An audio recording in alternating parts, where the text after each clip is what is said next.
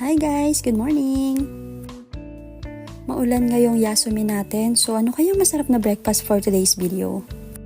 Parang masarap humigop ng mainit na sabaw ngayon So gagawa tayo ng sarili nating ramen.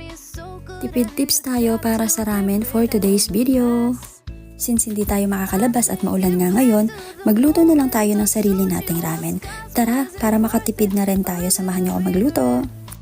First, kailangan natin ng ating ramen noodles, and then ng ating toge, cabbage, at ng ating egg. Optional lang yung mga yan guys, kung ano lang yung meron sa inyo. Yan lang kasi yung meron ako kaya yan yung gagawin natin. So yung toge guys, hindi ko yun nilahat isang dakot lang ng kamay yung kinuha ko kasi for one bowl lang naman yung lulutuin natin.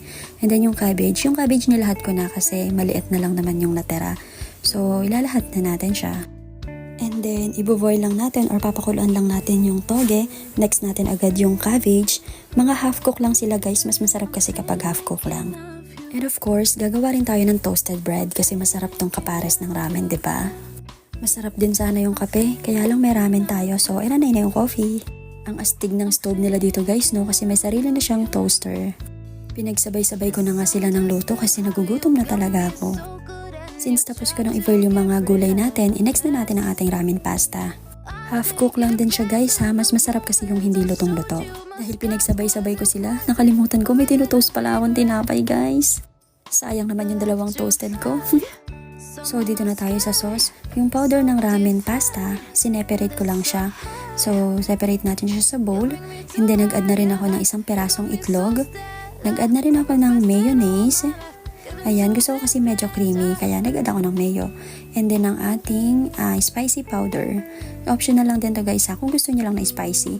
Ako kasi gusto ko na spicy And then ang ating pepper. Also yung mayo guys, optional lang din yun kung gusto niyo lang ng creamy. Pero kung gusto niyo yung natural, okay lang, yun na lang, wag niyo nalagyan ng creamy. Mas masarap nga, may cheese pa to And then mekos-mekos lang natin. I-add na rin natin yung sabaw. Yung sabaw na yan guys, yung pinagpakuluan lang yan ng pasta. So yung dami ng sabaw niyan guys, depende sa iyo yan kung gaano karaming sabaw yung gusto mo. Ako kasi gusto ko yung sakto lang, so mamaya ko na lang dagdagan kung sakaling kulang man. And then inad na natin yung ating pasta. And then ilalagay na rin natin yung ating cabbage and toge. Ito naman guys, for plating lang naman to, kaya hiniwa-hiwalay ko sila ng boiled. Pero kung hindi mo naman ipiflade at diretso kain ka na, pwede mo silang sabay-sabay ilaga para isang lutuan na lang, hindi yung hiwa-hiwalay pa, medyo matrabaho.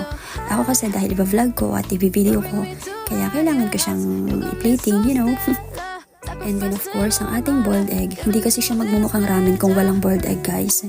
'Di ba? Mas masarap yan may beef or pork, pero ayoko na kasi ng karne, kaya gulay na lang yun nilagay ko tapos boiled egg. Okay na yan, mukha naman na siyang ramen guys. And then eto, nag-toast pala ako ulit ng tinapay guys kasi di ba nasunog yung una kong ginawa. Nagtimpla na rin pala ako ng Ichigo juice guys kasi mas masarap to na may kapares na juice. Ayan, at luto na ang ating ramen. Sana nakatulong to sa inyo guys. Gawin nyo rin to kasi napakalaking tipid nito. Kasi kung bibili kayo sa labas ng ganito kalaking bowl ng ramen, 1,000 plus na siya guys.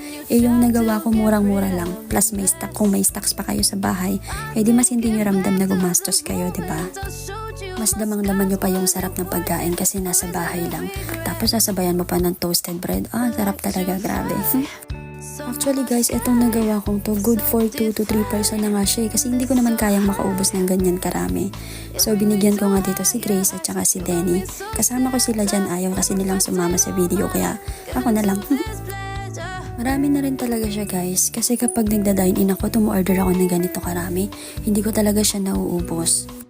So para sa mga nandito sa Japan at lagi nagkikrave ng ramen, lalo na kapag ganitong tagulan, gawin nyo na rin to guys, napakalaking tipid. So that's it for today's guys. Thank you. God bless.